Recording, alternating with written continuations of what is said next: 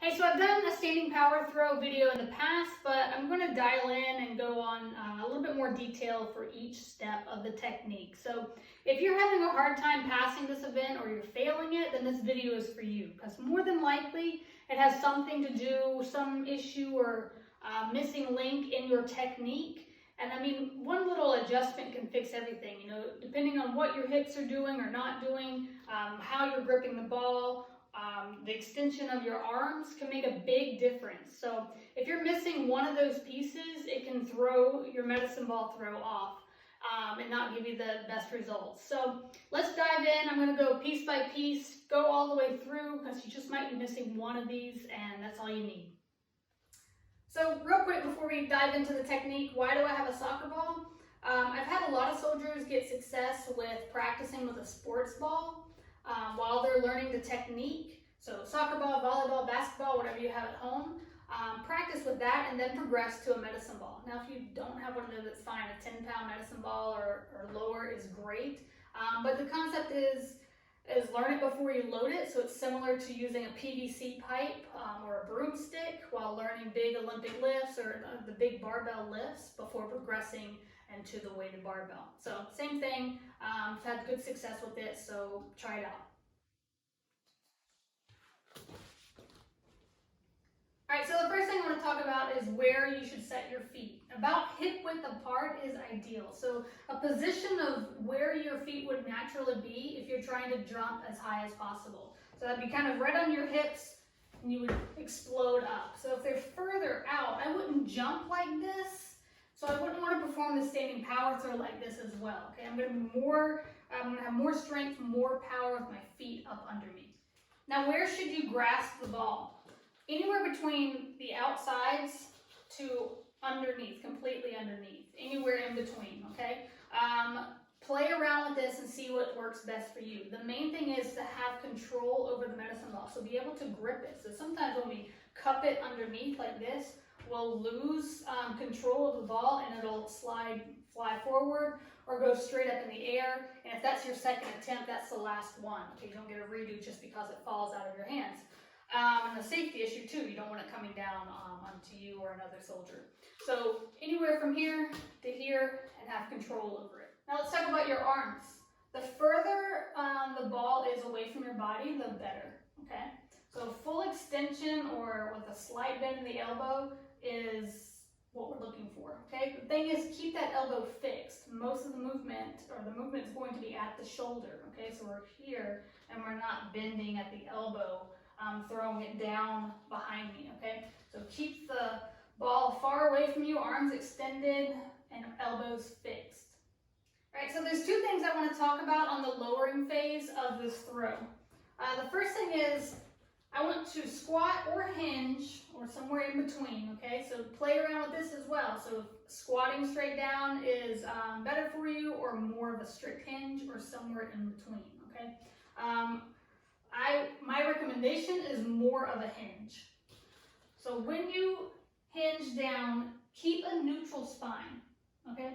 So it's going to be the same position as when I lower down to jump. I'm here. What I don't want to see is that we're coming down and rounding our back, okay, big round in the back, and then trying to throw the ball. Okay, this is not a very powerful athletic position. So the same position as a jump is the same position I want to be in when I'm at the bottom of the throw. So I'm going to leave the ball, talk about triple extension. I can get kind of geeky with this, so I'll try to keep it short. So after the lowering phase, the next is going to be driving our feet into the ground and moving into triple extension, okay? Triple extension is going to be full extension of the hips, knees, and ankles, right? Why does that matter? Okay, number one, this is where most of the power is coming from our lower body. So if you stop short and then throw here, so I don't have full extension, my knees are still bent, my hips are flexed, then that right there, you're using way more upper body than you need to. It needs to be from the power of your lower body, which is much more powerful than your arms, okay?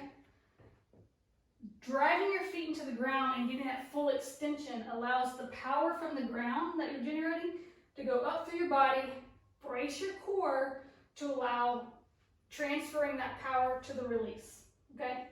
So the core is important. Core stability, strength is important for this event, and coordination. So getting that triple extension, keeping the abs tight, and getting to this release point is important, okay? So triple extension, fully extend your hips, knees, and ankles, okay? You don't have to leave the ground.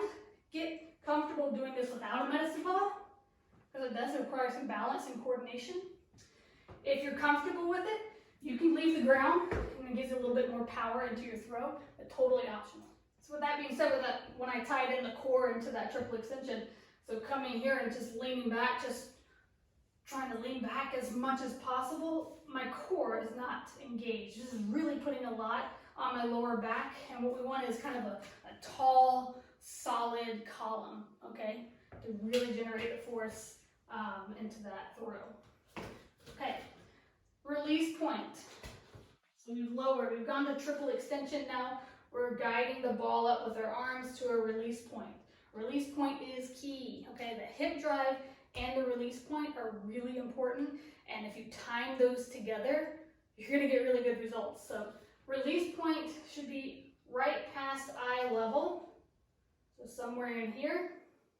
If I release too late, so back here, it's gonna go down to the ground, and that's not what we want. If I release too soon, it's gonna go more up and not very far. So practice, especially with, that's why I'm saying with this sports ball, practice just releasing and getting the timing with the hip. So release, release, okay?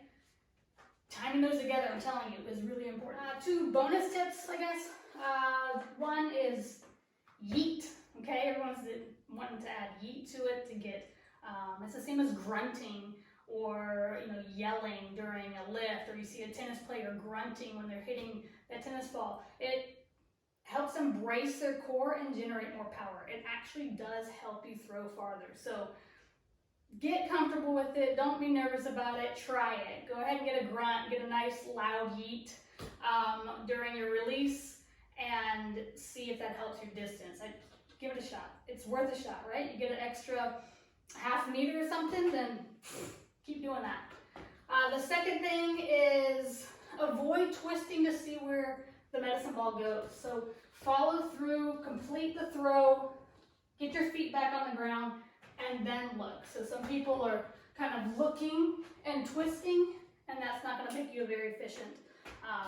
It's not going to make your throw very efficient. And we want efficiency, we want power. This is the most technical event, so kind of dialing into each of these little steps can make a big difference.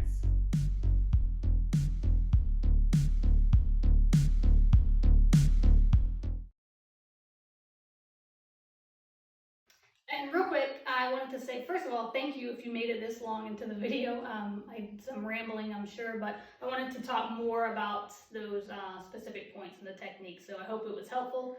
And two, if you have a video of your standing power throw and you want specific feedback, send it to me. I'm more than happy to help. You can email me at kim@goingdoingliving.com, or if you got me on Facebook, send me a message and I'll take a look. And that's with any event and with any exercise. So if you have a technique question, you're not sure if you're doing it right, or it just feels uncomfortable, whatever, send it to me and I'll definitely get back to you.